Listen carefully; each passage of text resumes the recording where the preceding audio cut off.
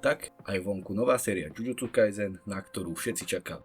A ja som tiež nebol výnimkou a verím tomu, že ani nikto z vás tu.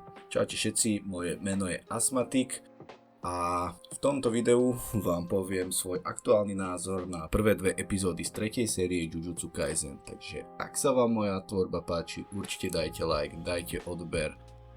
Toto video síce bude krátke, ale verte mi, že dalo mi to veľa práce, lebo mal som tu veľa problémov s mikrofónom a tak ďalej. Takže podpora v podobe lajku alebo zdieľania mi veľmi pomôže. Tak, na sériu sme poctivo čakali 3 roky, ale myslím si, že platilo sa čakať. Ak by ste nevedeli, čo je Jujutsu Kaisen a o čom skratke je, tak príbeh je o mladom chalanovi menom Itadori Yuji, ktorý dajme tomu po určitej udalosti v jeho škole zje prekliatý predmet Sukunov prst. Tým v sebe vyvolal jedného z najmocnejších mágov, a.k.a. kráľa kreádov Ryomena Sukuny, a Sukuna má týchto prstov 20 a čím viacej prstov Yuji do seba dostane, tým bude Sukuna silnejší a ťažšie ovládateľný. Takže je to celkom problém, ak by sa zjedlo všetkých 20 prstov. Ale ďalej vám to nebudem opisovať a radšej si to pozrite, je to fakt extrém. Samozrejme v tom najlepšom slova zmysle. V tejto chvíli, kedy píšem tento scenár, vyšli prvé dve epizódy, čo možno po dokončení videa bude viacej, ale môžem vám za mňa povedať, je to totálny masaker. Fakt, za mňa je to doslova ultra super giga akcia a presne toto milujem. Anime už od prvej scény sa nepára s nejakým pokojom a nudným úvodom a ide rovno do akcie.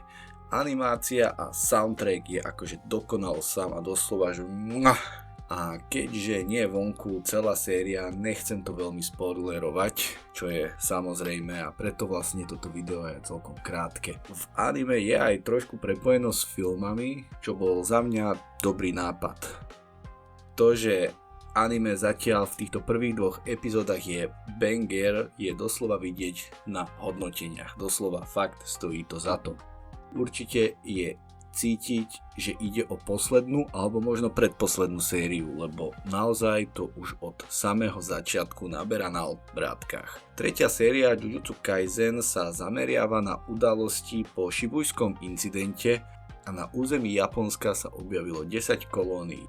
To sú miesta uzavreté oplnami, do ktorých síce ide vstúpiť, ale nejde z nich vystúpiť. Takže hoci kto do týchto kolónií vôjde, tak ostane v tej danej kolónii staknutý. Cieľom je zajistiť evolúciu ľudstva optimalizáciou prekliatej energie. Objavujú sa aj noví mágovia a ešte sú vzkriesení mágovia, mŕtvi stovky rokov, a študenti Jujutsu Kaisen pracujú na pláne, ako dostať späť Satoru Goja. Plus do toho ešte je započatá selektívna hra, čo vlastne v preklade je taký Battle Royale, čo má rôzne bodovacie pravidlá a tak ďalej. A plus sa tu postupne začneme dozvedať o Yujiho pôvode. Teda aspoň predpokladám, lebo teraz si nejsom istý, či v prvej alebo druhej epizóde. Na konci to bolo načrtnuté takou veľmi malinkou spomienkou. A čo inak vy? Tešili ste sa na túto tretiu sériu? A čo hovoríte zatiaľ na prvé epizódy zo série?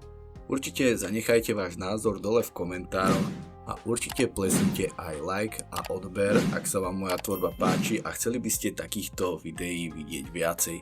Keďže vyšlo zatiaľ iba že 2 epizódy, tak dlhšie popisujúce video bez spoilerov sa nedá spraviť, takže určite si počkajte po videní celej série a na môj ucelený názor o celej sérii. Takže toto je za mňa všetko, tak majte sa krásne, napíšte básne a pozdravuje vás moja Ofina.